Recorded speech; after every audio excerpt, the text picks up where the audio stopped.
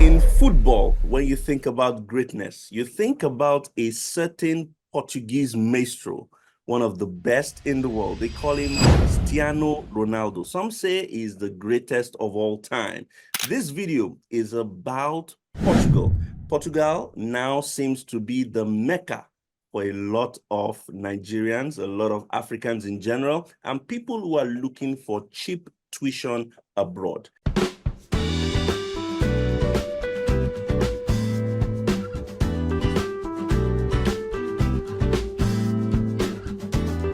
Hello, folks. This is your one and only WKa&x doctor. Always bring you the best gist when it comes to travel and migration. You know how we do it on this channel. We share tips, we share information that has to do with living, working, moving abroad.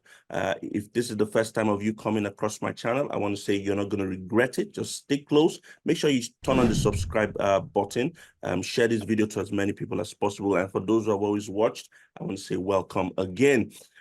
Two quick information that I usually pass across in all of my videos is to say, number one, I am not on WhatsApp and I'm not on Telegram. So if you do find anybody in the comment section saying, send me a message on Telegram, send me a message on WhatsApp, it is not me. Number two is that a year ago, I wrote a book titled Move Abroad by Force. The idea behind this book is to help you move abroad on your own without employing the use of any agent. If you want to acquire this book, just go through the description box of this video and you would find the link to acquire the book. If you also want to contact me and you want to reach me one-on-one, check the description box of this video and you would find the link therein. This video was brought to you by WKa&x. WKa&x is a platform where you can use to send money from all around the world to your friends and family back home. As migrants, we work, we toil abroad, and sometimes, family is everything we've got, and we need to send money. You can easily download on your Android store or your Play Store, download the WKa&x app. It is safe, it is secure, and it's very fast as well. The rates are competitive, and they have 24/7 admin support just in case you run into trouble. WKa&x, that's the app you want to use. Okay, let's get to the meat of the gist. Portugal is open right now, and I think you should apply.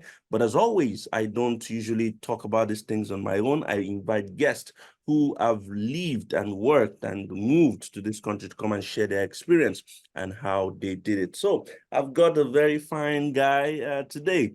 I'm not going to I'm not going to break the news. Let him do the introduction. So I'm going to bring him on stage and let him just have a go. Hello, brother. How are you? I'm good. It's very nice to be here. Very nice. Thank you very much for coming. Quick introduction. Do you want to share with us your name, where you are, and stuff like that? Okay, so my name is Abayomi Adeneka, and I'm currently living in Portugal. Fantastic. How long have you been in Portugal? Yeah. I've been in Portugal for over a year now. I moved here for my studies, and now I'm staying back in Portugal. Fantastic. And you're enjoying it, or would you leave? Yes. It's very awesome. Honestly, it's one of the best countries to live in Europe. Like hands down. I've been to other countries in Europe, and for me, Portugal is just what makes it's you just perfect. What makes you say it's perfect? Is it because it's cheap? First of all, the weather is really good compared to other countries where you go to and then you die of cold. Trust me, as a Nigerian, this is very important for me. Secondly, the cost of living is very low here, apart from renting, which is quite high around Europe. So it's not just Portugal, but apart from that, every other thing is really cheap here. There's a huge Black community here. So for you, those of you that are actually thinking, I want to be in a place where I can still feel like I'm at home, Portugal is it. We have Nigerians, we have Angolans, we have Cape Verdeans. Like there's a lot of Africans. Even there's a lot of Americans moving here now. So the Black community is growing. The food, Portuguese food is very down. It's there. It's down to earth. It's not like you go to France or Paris where you hear names you cannot pronounce. In Portugal, the food is something that you actually enjoy. The one you made me eat the last time I Yeah, definitely. Food is great. Yeah. The beach, if you love the beach, they have that. They have a good nightlife. If it's that you like the club, they have a very good nightlife. Afro beats all the time on my piano, all of that. So yeah, Portugal is just it. It's like, So, you know, having the feeling of Nigeria and Europe at the same time. there's a balance. There's a balance in the society. Yeah, balance. Let's get Yes, into it. yes. People can move to Portugal easily. I know there are several ways. You can go as a student. You can also go through the job seekers visa, which I'm going to make next. My next video will be about the job seekers visa. But let's talk about moving to Portugal as a student today. What are the documents that people need to have at hand if they want to process admission to Portugal? Okay, so that depends. If you're trying to do a master's or a bachelor's, there are different documents that you need. So I'm going to start with master's because I actually came here for master's and I'm going to go into bachelor's. So for master's degree, you definitely need to have your university degree, your BSc. There are people that are here that have studied with HND, so you can actually come here with HND, but it's always like easier for people that actually have a BSc. You need to, because you can actually go to more prestigious schools and get admission easily. You need to have your transcript. You need to have your usual bank statement. You need to have what Your else do you need? passport? You need to have passport to you? Yeah, your passport. That goes without saying. Yeah. You need your passport. You need the You need your police character CV. certificates, which You is need very CV, important. statement of purpose. CV, you don't really need that for your visa application, but you need it for school when you want to go study, because if you're going to do a master's here, they prefer you to actually have work experience. That's very, very important.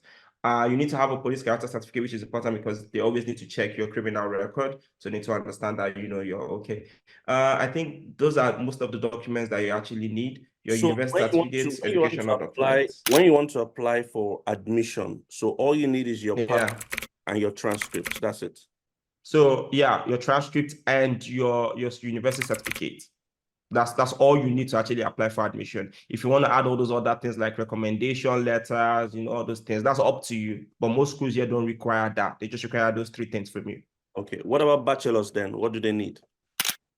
For bachelors, you need your WKa&x, your original WKa&x results, like not the one you print from For computer. those who don't know what WKa&x means, it's your secondary school leaving certificate or your high school.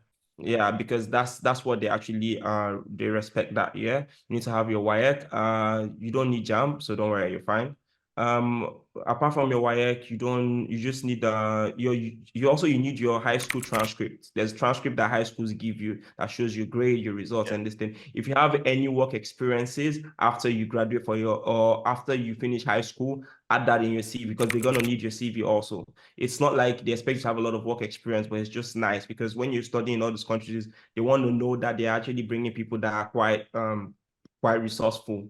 Yeah. So having a CV with like work experience, internships, all those things would really take you a long way for bachelor's. So a bachelor's, you don't need like a lot of things. It's just those things. Yeah. So a lot of people don't talk about how affordable tuition is in Portugal. But I know that it's affordable. But how affordable is affordable? How low can it really be? WD says a lot. It tells you a lot that it's you can actually get schools for as low as 500 euros, 1,000 euros a year. It depends on what kind of school you want to go to. There's levels to how they are ranked and prestige.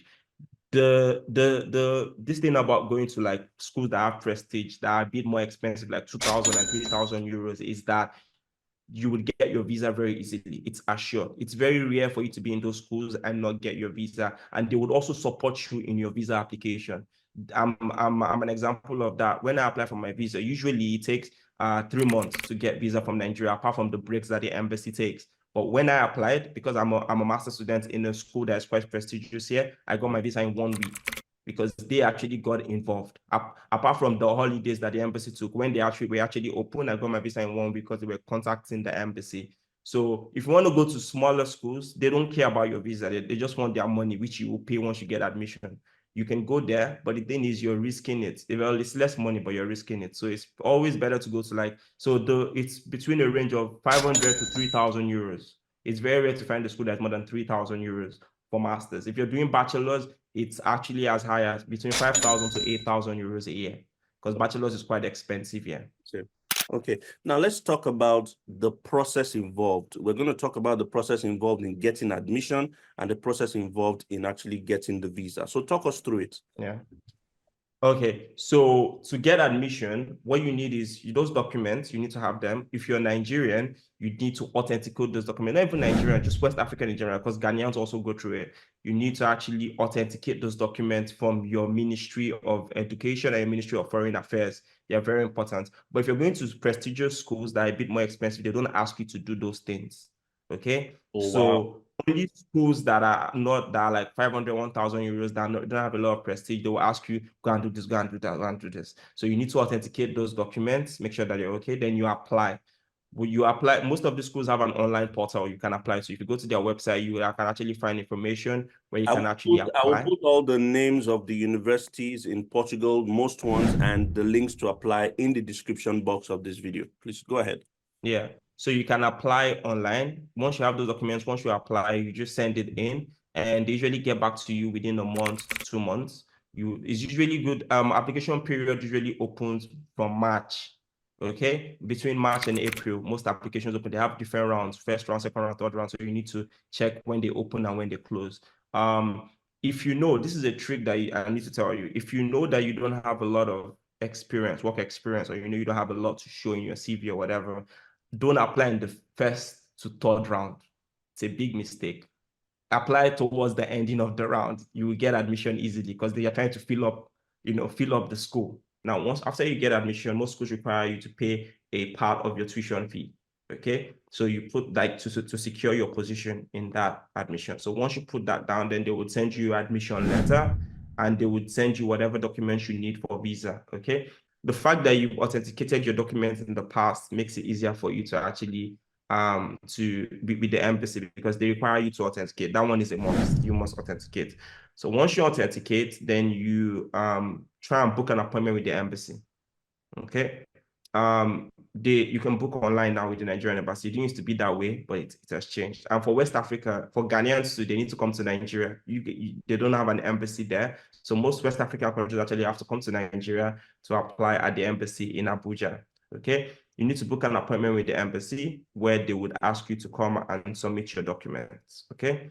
Now, those documents that you've authenticated, you need to have, there's a list that WD will post. I don't want to go into that now, but I can actually give you a list of everything. It's a long list: passport photographs, character certificate, statement of accounts, all those things. It will post that. I'll put in the When you have, okay, great. So when you have those documents, you book an appointment, you get an appointment, then you go to the embassy to go and submit your documents. Okay. Now, the thing is this: you need to legalize those documents also in the Nigerian embassy. So apart from authenticating, you need to legalize it. But there's a new so as at last year, they would ask you to submit it, then they will send it to NUC and blah blah blah blah blah. But now there's a new policy that's been put in place with the Ministry of Education and Ministry of Foreign Affairs. When you go and authenticate your documents, they will not authenticate it for you just like that. Because before, when you go, you get it immediately, they'll just put authentication straight. Now they will tell you that you need to legalize it first before they authenticate it for you. Okay. And so the thing is, you need to go. So once you authenticate in the beginning, like at first, it's all good for you. So if you start early, that will be easy for you. So what the Ministry of Education will do is they will send, they are ones that will go instead of NUC, they will send it to NUC. Instead of the embassy doing that, they will send it to NUC. NUC will send it to your university for legalization. Now, if you're in Nigeria, you need to know somebody in your university. More university they take up to 3-4 months before they can actually legalize it for you. So you look for a way to find somebody in your university that can help you legalize it and send it back to NUC in time. Because once they send it back to NUC, Ministry of Education will authenticate it, Ministry of Foreign Affairs will authenticate it, and when you go to the embassy, it's straight up. You just apply for your visa. They don't need to be waiting 3 months for your university. Because the reason why visa in Nigeria is so long with Portugal is because of this wait. Okay. So once you have all this, you submit in the embassy, they'll tell you to come back for your visa. That's how much proof of funds required? So for proof of funds, so before dollar went up, when dollar was still around 750, okay, proof of fund was around for maybe you're doing your masters, you need to have around 4 million to 5 million naira. So you're about 6,000, 7,000 euros. Yeah, around that amount. Okay, so but thing is, the standard that you should have, if you know that you don't want to have any problem with the embassy, is 8,000 euros. 8,000 euros. Okay. 8,000 euros. You have it because even like if you check like online Portugal embassy news for Portugal, they will actually tell you that the basic amount that you should have to live in Portugal okay for a year is 8,000 euros. Okay. So if you have 8,000, now that dollar has gone up or euro has gone up, it has affected a lot. So it's higher for in naira. You'll be seeing like 8 million naira or 10 million naira. But for Anyway, those you can who are actually watching, if you're not Nigerian, you need to have equivalent of 8,000 euros. Okay. 8,000 euros. Now, so if you know that you're taking your spouse, you need to have 12,000 euros because that's like half of the year this thing. Okay, so if you're taking your spouse, have like 12,000 euros. And if you're taking another person, if you're taking like a kid, like your baby, you need to also divide that. So it's like having, so in total, if you're taking like maybe it's you, your wife, and your kid, have around 16,000 euros. All right. Okay. That was one of the questions I wanted to ask you, to say that, I mean, can people move with family? Is IELTS compulsory? Can they work while they study? How does this work? Yes, in Portugal, you can, not just Portugal, most of Europe, to be honest. Well, not some countries don't allow that, but most of Europe, you can, if you're doing your master's degree, you can move your family. If you're doing a bachelor's, you can't do that in Portugal. If you're doing a master's, they would allow you to do that. And you now, before it used to be, you have to come to Portugal, and then when you get a residence card, you apply for your family. It's no longer that. There's a new policy that was put in place 2 years ago or last year, I think it was last year, that when you go to the embassy, you can actually apply the same time you're applying for yourself, you can apply for your family, and you would all get the visa together, and you can fly to Portugal together and apply for the residence permit the same time. Okay. And how many hours are you allowed to work? How many hours? So Portugal doesn't have a limit. So the public stated hour that the government says is 20 hours, but it's not enforced. Okay, I'm a student here and I work as much as I want to work. They don't care. Just make sure that you pay your taxes. That's what they care about. They don't care if you are working 20 hours or 30 hours or 40 hours. As long as you're working, don't evade taxes. Or else when you want to renew after your education, you will have issues. Okay, now let's talk about people who feel that they don't have enough. They've got HND or third class. Can they apply to Portugal?